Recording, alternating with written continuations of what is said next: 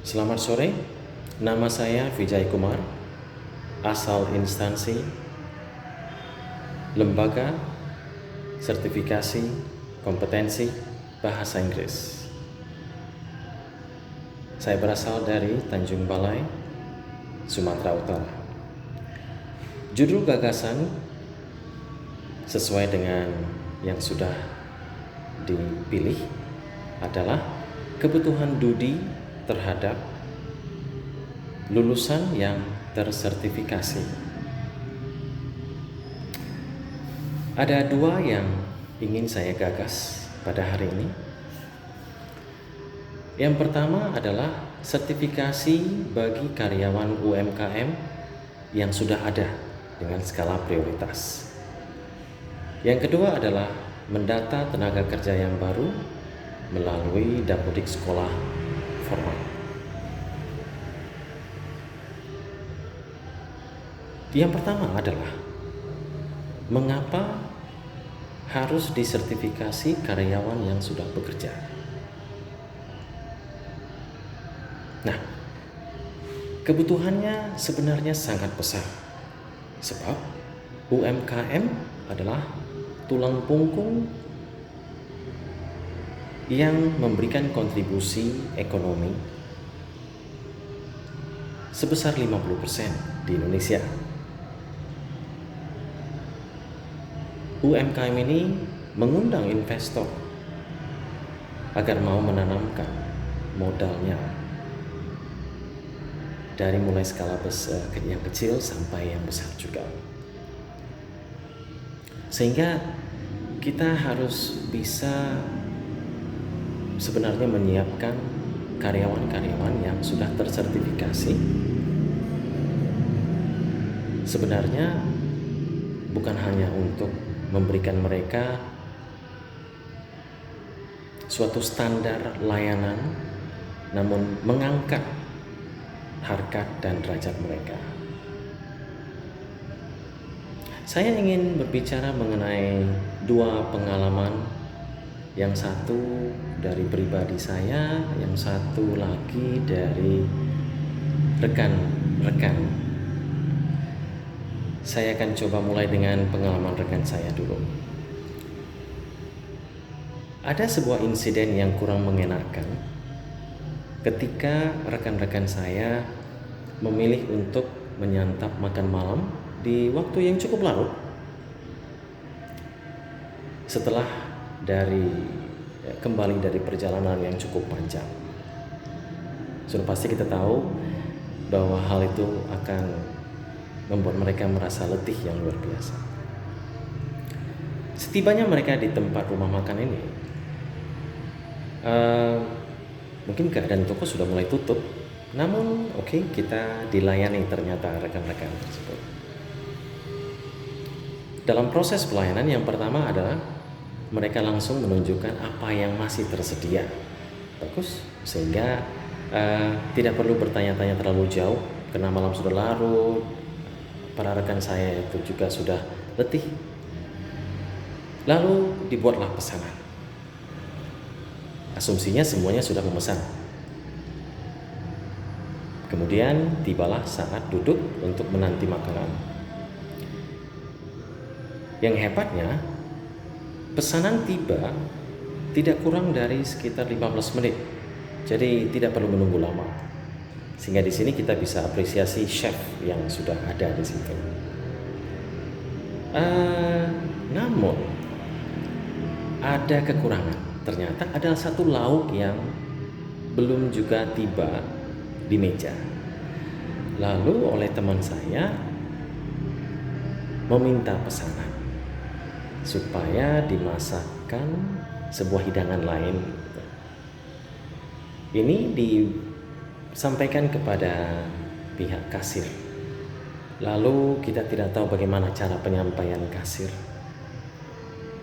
Tiba-tiba chef berhadapan langsung dengan rekan dan berbicara dengan nada tinggi.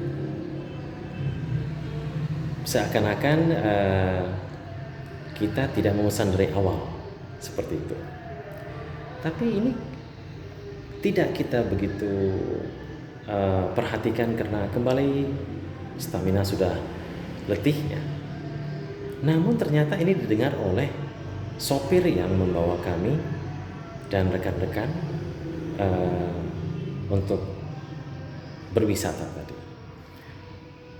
Sopir tersebut tidak bisa menerima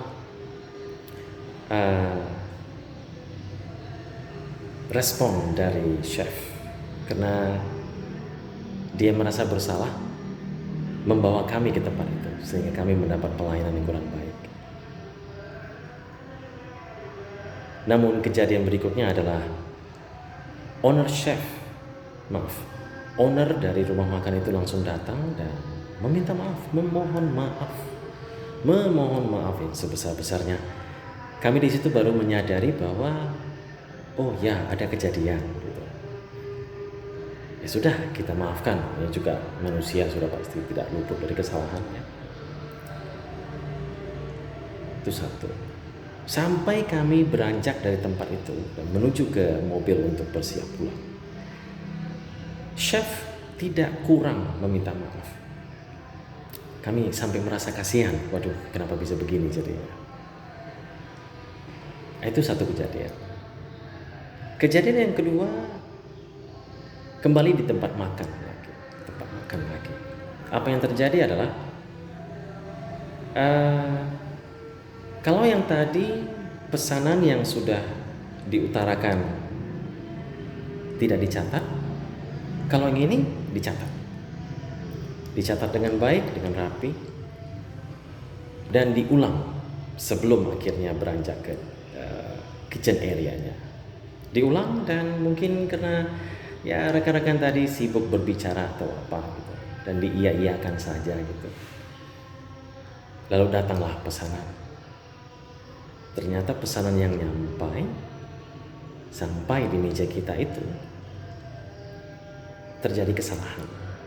Kesalahannya apa? Bahwa yang dipesan itu teh manis panas, yang datang teh manis dingin. Belum ada yang mengeluarkan nada marah atau apa. Namun salah satu rekan meminta agar pesanannya diganti gitu. Nah, di sini mulai nih. Saya tersentak mendengarkan ungkapan yang dikeluarkan oleh sang pelayan. Coba lihat di pesanan lembar resinya. Di situ sudah tertulis 2 teh manis dingin. Lalu apakah ini salah saya? Wow. Langsung pada waktu itu senior kita, oh bukan mas, tambahan, kita minta tambahan teh manis panas. Langsung diredakan oleh senior kita pada waktu itu. Lalu berlalulah sang pelayan. Nah di sini kita bisa lihat ternyata layanan jasa itu sangat penting sekali mengikut sertakan komunikasi yang baik. Dengan komunikasi yang baik itu, maka segala sesuatunya dapat diselesaikan dengan baik, bahkan akan menjaring pelanggan yang akan duduk lebih lama, bahkan return guest, ya itu ada sebuah ungkapan dalam bahasa Inggris. Oleh karena itu sebenarnya